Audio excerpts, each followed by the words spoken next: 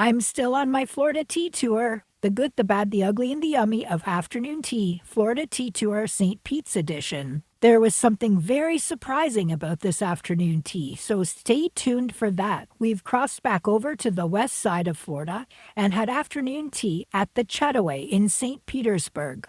As always, starting with the good, there are two aspects here. First, I am going to give a nod to the tea room itself. I loved the blue-colored room and all of the teaware and teacups and china all over. There were little placards with positive quotes that were fun to read.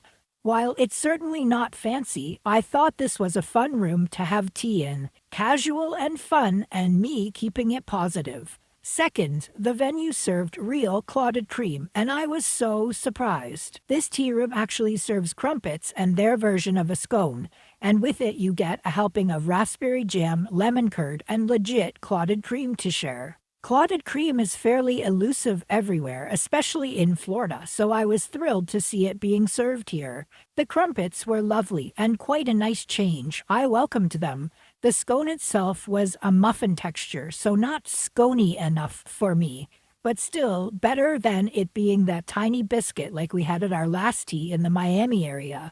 The surprising aspect was being served real clotted cream. How lovely, and definitely a good aspect here. The other food was passable as well. We got to choose our 3 sandwich types when we pre-booked our tea time, and we got 2 fingers of each type.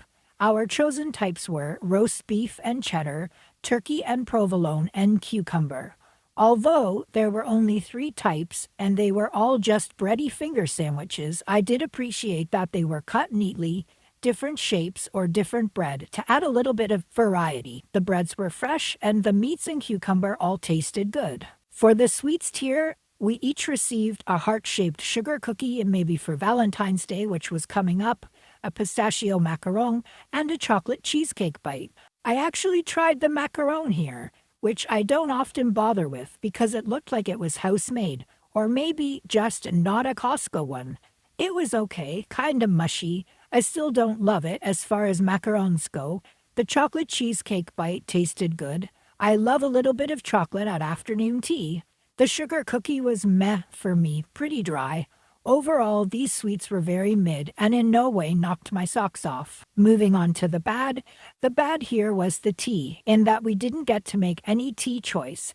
We were served 1 pot of Tetley tea, quite likely orange pekoe. The tea bags were still in the pot, as you can clearly see. So at least we could make nice, strong cups of black tea. At afternoon tea, I believe guests should be able to choose their own tea from numerous tea options, and the tea served should be a quality brand, not a grocery store tea bag.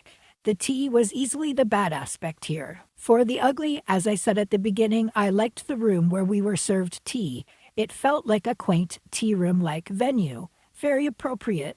But this restaurant or roadside cafe is more of a burger sandwich and salad joint. They have a full menu and most people were eating outside on the garden patio. We drove around the streets a little bit before, waiting for our reservation time, and this did not appear to be a touristy part of town. But I can see it being particularly popular with locals. Afternoon tea is certainly not their bread and butter here, so I was surprised that they pulled off a respectable afternoon tea, with real clotted cream to boot. The service and staff situation here was just okay, but I am not going to go into details so no one gets offended. This isn't a high-end hotel that prides themselves on red carpet service. This is a casual garden patio with a cute tea room for tea tucked away behind it. It is what it is. This afternoon tea costs $45 per person, which is about 64 Canadian. This is a high price for a venue such as this.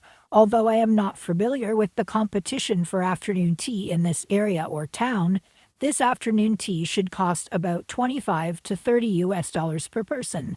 Based on the lack of tea options, the portion size, sweet and scone quality, and the venue itself. Based on my experience on the day we went, my Queen of Afternoon Tea rating is 2.5 out of 5 stars. Have you been to the Chattaway for afternoon tea? Will you be adding it to your Florida tea venue list? Please like, favorite, save, comment, follow, and subscribe to keep my channel going and growing. Thank you ever so much, tea friends.